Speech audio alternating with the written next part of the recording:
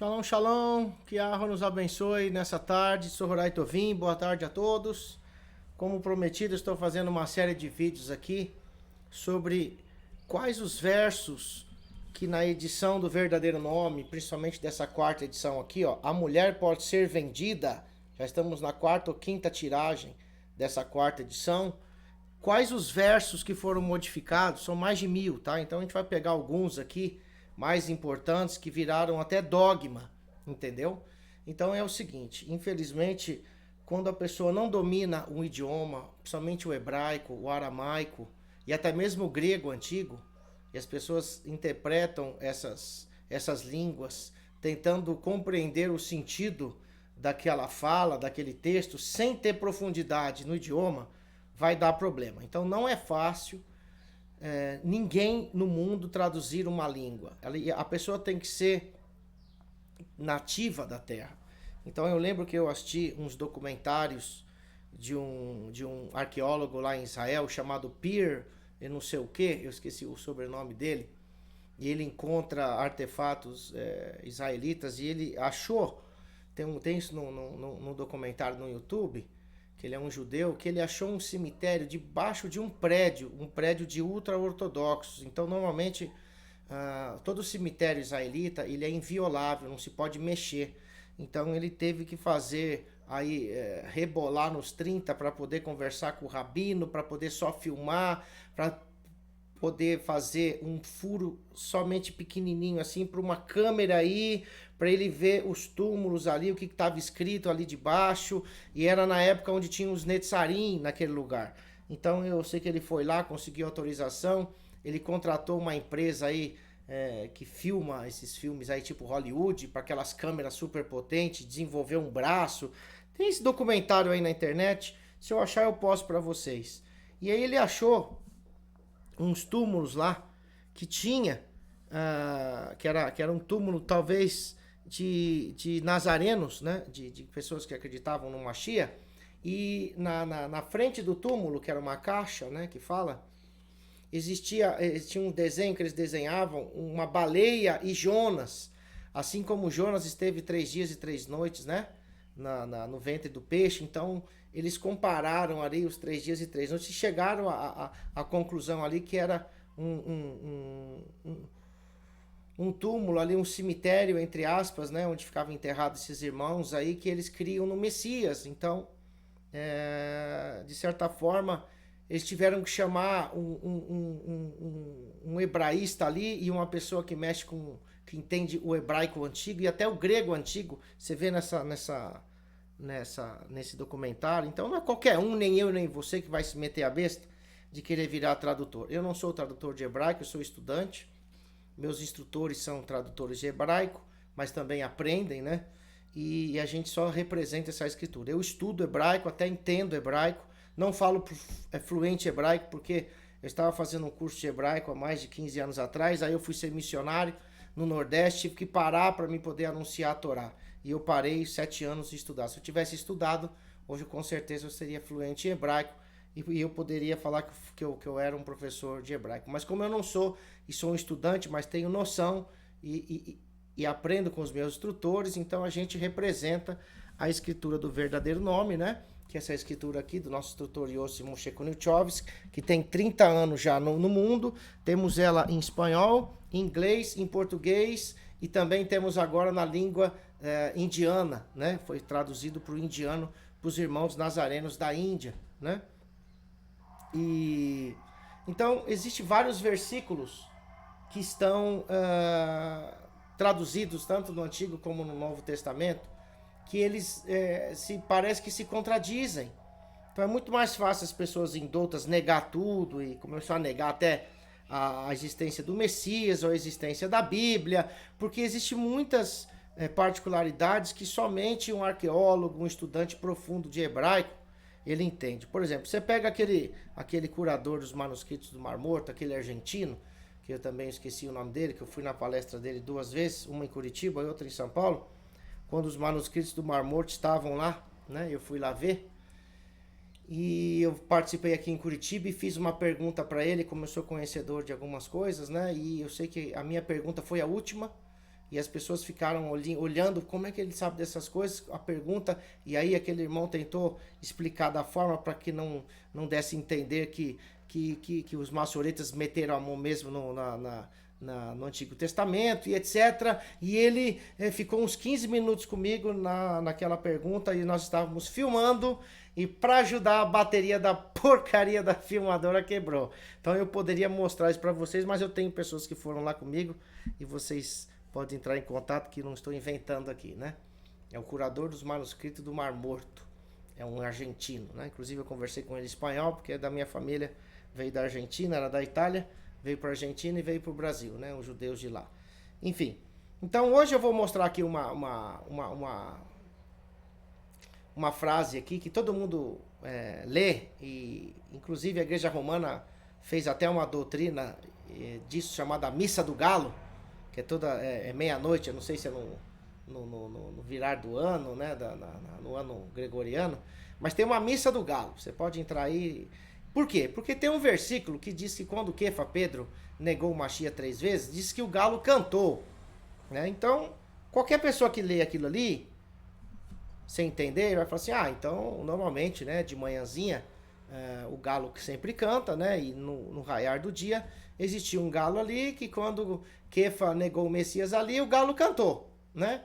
E deu o cacarejo do galo lá e ele lembrou e saiu desesperado, aflito. Todo mundo pensa isso e pensa que é o danado do galo que tá aí na tela, né? Mas eu vou mostrar para vocês que essas expressões da escritura é muito mais profunda que você imagina. Por isso que quando a gente fala que você tem que estudar bastante para poder entender, as pessoas pensam que a gente fica forçando, a gente tá enchendo muito o saco. Pô, você só pede para fazer o discipulado israelita, só se quem fizer o discipulado israelita vai entender. É exatamente isso, tá?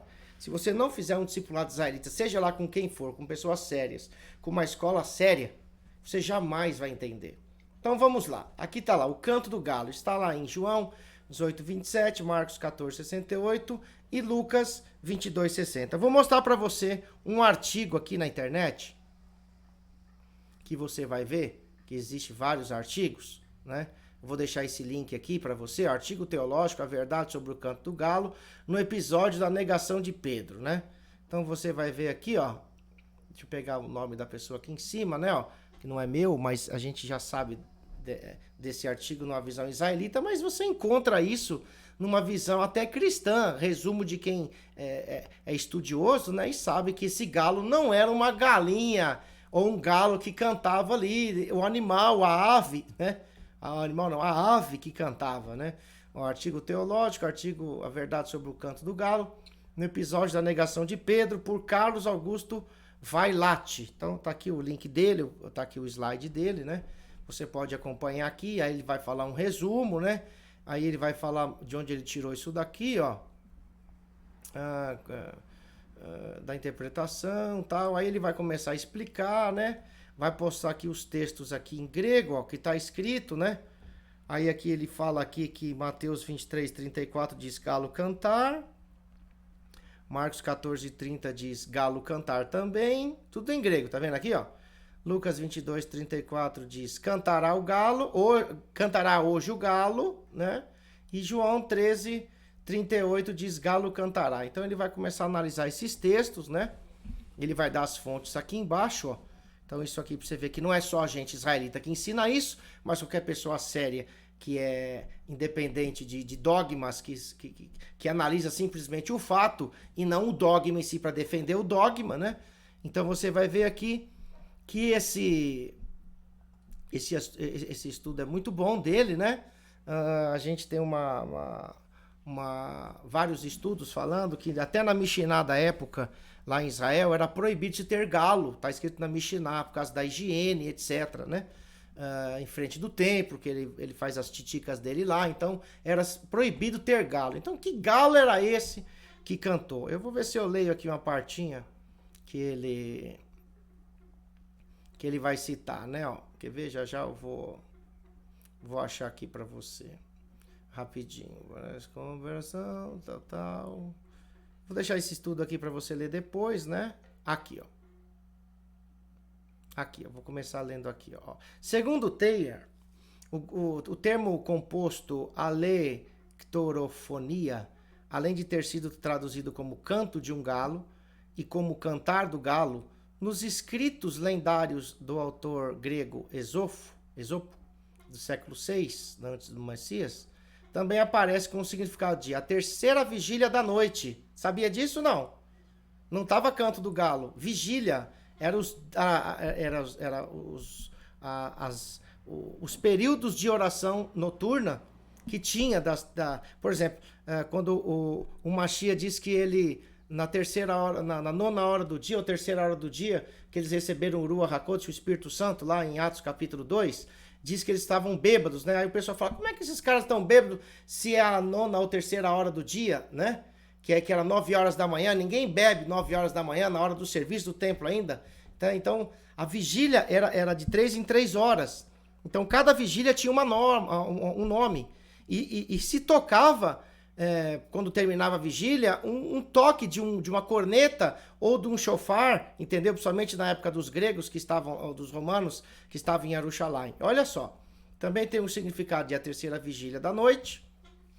Em autores clássicos, tais como o autor grego Sófocles, está aqui a data dele, o historiador, geógrafo, filósofo grego Estrabão, está aqui a data dele, e o pai da igreja Orígenes, até os caras falavam que aquilo não era um galo, era vigílias da noite, um tocar, como se fosse uma marca de uma corneta, marcando o fim de uma vigília, né? E o imperador bizantino Constantino, sétimo, Pirforogênito, tal. Além disso, deve-se mencionar aqui também a afirmação de Thayer que o vocábulo grego alectorofonia, com o sentido de a terceira vigília da noite, também ocorre em Marcos 13:35, sendo que, segundo este autor, nessa passagem as vigílias estão enumeradas dentro do que os judeus ou israelitas, seguindo o sistema romano, porque eles estavam sendo sitiados por Roma, então Roma que mandava, então eles tinham que seguir o sistema romano, dividiam a noite, Aliás, aproveitando a fala de Thayer,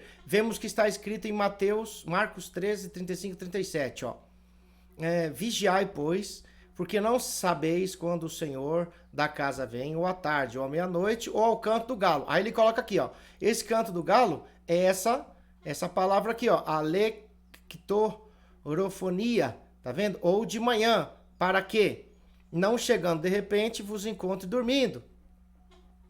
E o que vos digo a todos, vigiem.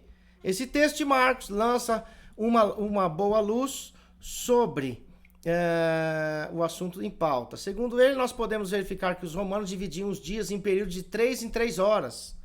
E que no que se refere ao período noturno, tais períodos de 3 eram chamados de vigílias, como Israel também fazia. Essas vigílias, por sua vez, demarcavam cada período de 3 horas, nos quais funcionava cada turno do serviço da guarda. A primeira vigília da noite começava às 6 às 21. A segunda vigília, 21 à meia-noite. Terceira vigília, da meia-noite às 3 da madrugada. A quarta vigília, das 3 da madrugada às 6 da manhã, 6 horas da manhã. Acontece, porém, que frequentemente os judeus se expressam de forma abreviada quando se referiam a essas vigílias da noite. Assim, quando encontramos no verso 35 a palavra tarde, essa expressão com a qual se referiam ao fim da primeira vigília, ou seja, 21 horas ou meia-noite, 21 horas. Meia-noite indicava o fim da segunda vigília. Contudo, segunda vigília, né? Aí tá aqui, canto do galo era o termo usado por eles para o fim da terceira vigília, das 3 da madrugada, entendeu? E de manhã era o modo que se referiam ao fim da quarta vigília ou às 6 da manhã. Se essa teoria estiver correta, enquanto eles colocam que Jesus, né, Yahushua diz em Marcos, nesta noite, antes de 2 vezes o galo cantar, 3 vezes me negará, ele estava fazendo menção ao período compreendido das 6 e à meia-noite, pois entre a meia-noite e as 3 da madrugada se daria então o primeiro toque da trombeta pela guarda romana, que era chamado em latim de Primum Gallicinium. Opa! O que é Primum Gallicinium? Você vai entender. E depois, entre as 3 da madrugada e as 6 da manhã, havia o Secundium Gallicinium, ou seja, o segundo toque da trombeta. Portanto, se esse cantar do galo não era uma referência ao som emitido pela ave, galo, mas sim uma alusão ao toque da trombeta, conhecido como latim galicínio. Então, o canto do galo era um toque de uma trombeta que dividiam as vigílias da noite. Qual o problema disso? O problema dessas coisas aqui é que, quando você interpreta a escritura sem um conhecimento profundo, você vai achar que houve um galo que cantou ali e você vai ver na missa do galo. Deixa eu digitar aqui, missa do galo. Vamos ver, só para você ver. Ó. Missa do galo. Vamos ver, virou até um dogma lá. Missa do galo, olha aqui, ó. Imagens. Aqui, missa do galo. Olha lá, ó como é que é a missa do galo. Coisa mais linda. Ah, vamos pegar isso aqui. Missa do galo. Aqui, ó. Como dizer em inglês. Como dizer missa do galo em inglês. Aqui, ó. Essa missa do galo virou uma doutrina, entendeu? Do catolicismo romano, que interpretou isso de uma forma literal e não de uma forma que era comparativa, né? Que era uma alusão. Então, meus irmãos, não adianta você estudar as escrituras e você colocar a sua mão ali sem ter um conhecimento profundo. Ai de mim se eu mexer nisso daqui, sendo eu o coordenador das escrituras, do verdadeiro nome, e começar a colocar coisa aqui porque eu acho. Eu conheço várias bíblias piratas que existem hoje no Brasil, que os caras pegaram um pouco da nossa, do James Stream, da Jerusalém, pegaram da Massorá, pegaram de um monte de fontes aí e fizeram a dele. Pergunte se esses caras falam hebraico, são dominantes da língua, se eles falam, estudaram em alguma universidade para saber arqueologia, para saber sobre versículos, códices, sabe nada. Os caras que metem um kippah na cabeça aí, diz que já estão ensinando tudo certo, né? Então, na nossa escritura está o toque do galo. Aí o cara, o Yosef mudou lá. Ele não é toque do galo, é o canto do galo, porque o toque era o toque da trombeta. Então isso significa que eles tocavam uma trombeta e não o coitadinho do galo foi lá na hora que Kefa Pedro negou o Machia e fez o seu corococó. Não é nada a ver.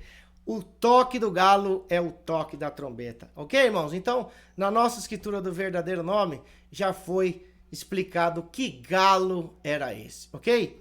Que a água te abençoe e te guarde. No nome de Yahushua HaMashiach, eu vou deixar a descrição desse link, desse rapaz que fez esse estudo. Nem israelita ele é, mas ele conhece a história, né? Que a água te abençoe.